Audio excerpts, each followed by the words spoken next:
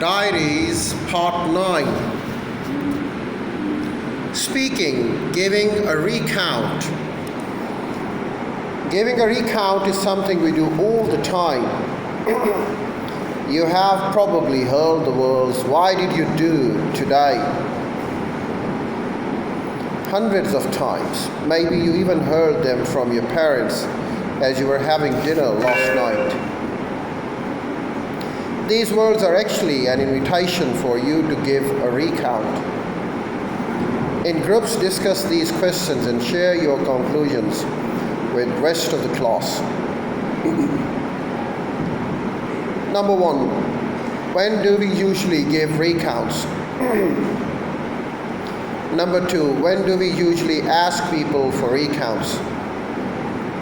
Number 3, what information does a recount give? In this speaking exercise, you will give a recount of 2 things you did this week that you most enjoyed doing.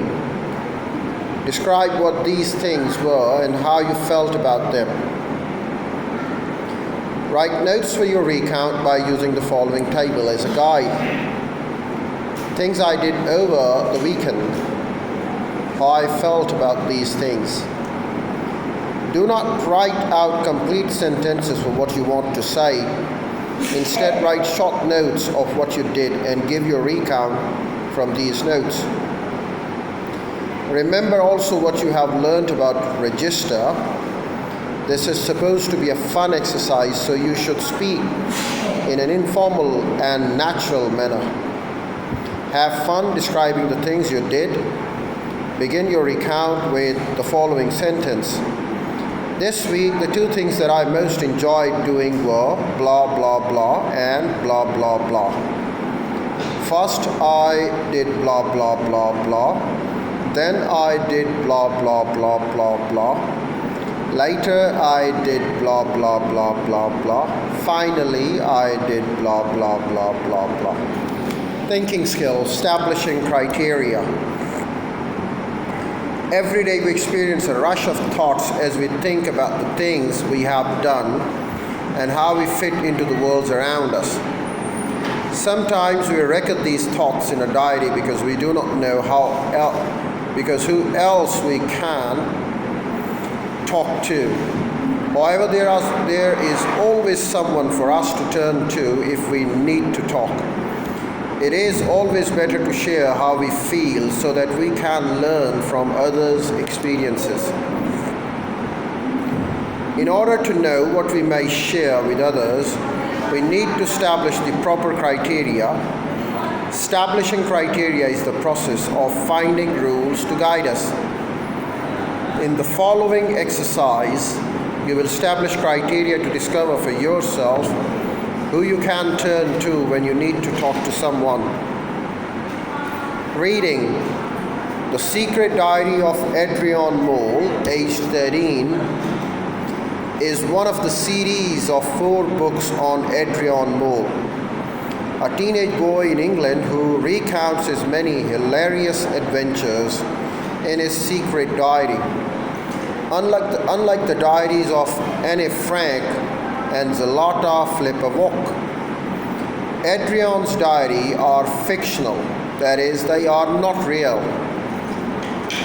They were written by a writer named Sue Townsend. Adrian's diary contains many unfinished sentences and slang words. In the following entries, Adrian tells about his family, the happenings at his school, how he helped an elderly neighbor, what happened when he repainted his room.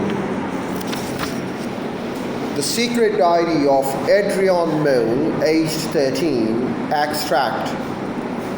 Thursday, January 1.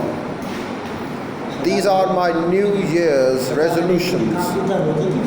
Number 1, I will help build across the road. Number 2, I will hang my trousers up. Number 3, I will put the sleeves back on my recount. Number 3, I will put the sleeves back on my records. Number 4, I will not stop smoking. Number 5, I will stop squeezing my spots. Number 6, I will be kind to the dog. Number 7, I will help the poor and ignorant. Number 8, after hearing the disgusting noises from downstairs last night, I have also vowed never to drink alcohol. My father got the dog drunk on cherry brandy at the party last night. If the RSPCA hear about it, he could get done. 8 days have gone by since Christmas. 8 days have gone by since Christmas Day, but my mother still hasn't worn the green lurex apron I bought her for Christmas. She will get bath cubes next year.